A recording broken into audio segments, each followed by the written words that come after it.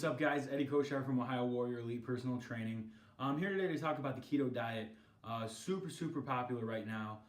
Everybody's doing it. They like that, you can eat a whole bunch of fats, you can eat all this bacon, you can lose all this weight real quick. Seems like the perfect diet. But actually when you look at it and you look at the actual, peer-reviewed journals about it, not just articles on a website, you find that it's really not as good as it seems. And also when you look at the physiology and what's going on inside the body, why you're losing all that weight, it's really pretty scary. So one of the first things I want to mention is keto will help you lose weight quick. That is true. It has been proven. You can go try it right now. You will lose weight, okay? It's just the way it works. But that doesn't necessarily mean it's good, right? So when you're dropping all that weight, a lot of it's water weight, and people talk about that, but majority of it, it's actually worse than that, right? So to go back to like physiologically, your body needs energy. You go do a workout, right? Typically you would use first your ATP PC system, which is basically just using ATP phosphocreatines to get short bursts of energy. Then you would transition to like glycolysis, where you would use any stored glycogen and anything in your muscles and your liver. You'd break those down and use those for energy. Then there's like the Krebs cycle and all sorts of different things that you would use for energy. And a last resort in a starvation mode is called gluconeogenesis, where you're breaking down amino acids for energy. And that's a state you do not want to be in, right? Well, keto basically puts you there without you asking, right? So you still can use your ATP cycle and get through that. But you pretty much jump right to that gluconeogenesis state.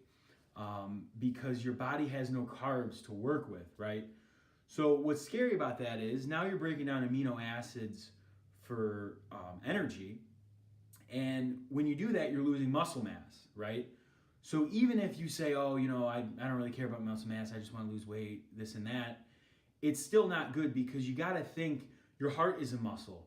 There's muscle cells all throughout your body in vital organs that even if you don't care about, how you look, you don't want to be defined, whatever, you just want to be skinny, it's still affecting your health, right? And that's one of the most interesting things. That's why you lose weight so quick, right? Because muscle weighs so much. Muscle is so dense. So when you start losing it, you lose all this weight. It's awesome. I've never lost fat this quick. It's not fat, right? It's sure some of it is, but it's not fat. It's mostly muscle and water weight, which is pretty scary.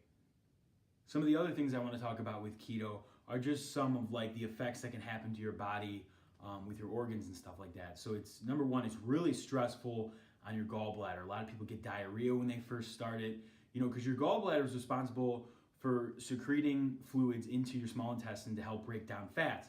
So you eat all these fats, especially when people go on keto. They don't eat good fats, right? They eat bacon and all this stuff, sausage, because they can. It's just not carbs, so it's by the diet.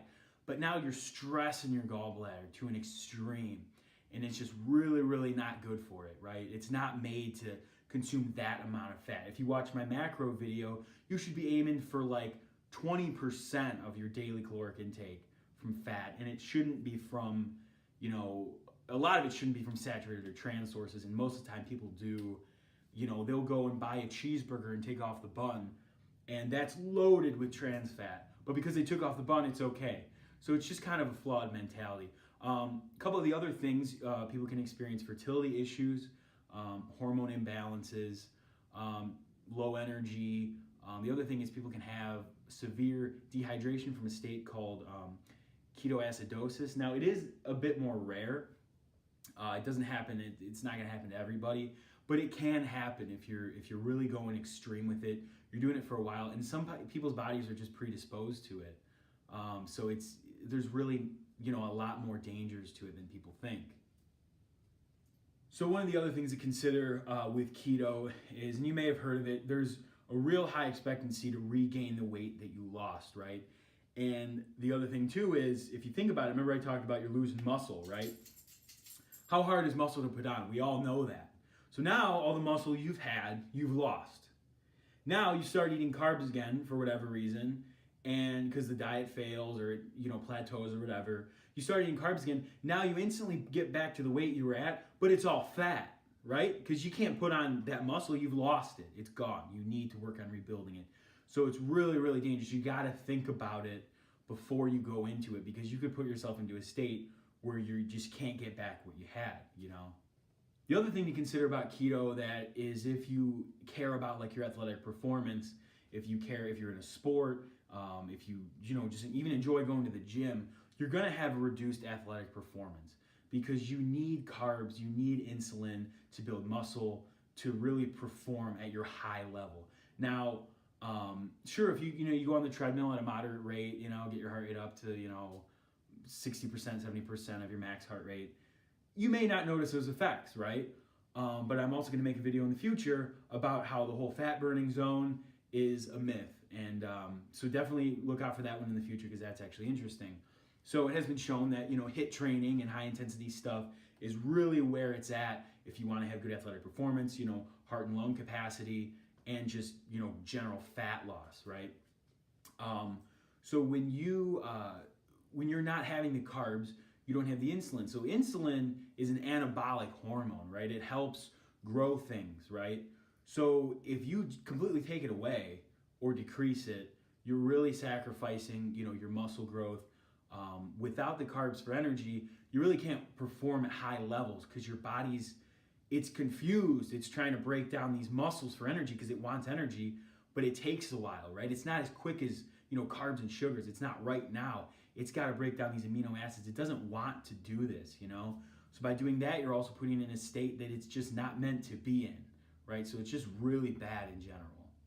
One of the other things, taking into consideration just like nutrients, it's really hard to get like fiber especially, and vitamins and minerals and stuff like that, because people, they don't, eat veggies and fruits like they should. When they're on that diet, as long as they hit their fats and don't have carbs, they pretty much eat whatever they want, and sure, most of the time they have protein. But again, if you watch my macro video, you may realize that you don't need as much protein as you really think you do, right? It's not the whole it's not the whole gram per pound of body weight. It's actually 0.8 to 1 gram per kilo of body weight, right?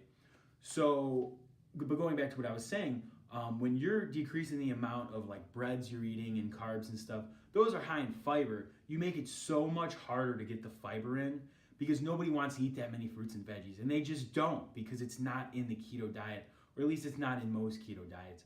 It also, you can make your blood acidic, because you can go into the ketoacidosis.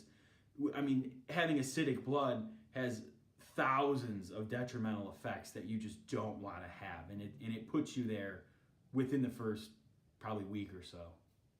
So I guess one of the last things I want to say about keto is, even if you're okay with all the other effects, you got to think long term, right? We always have to think like what we're doing to our bodies in the future, right?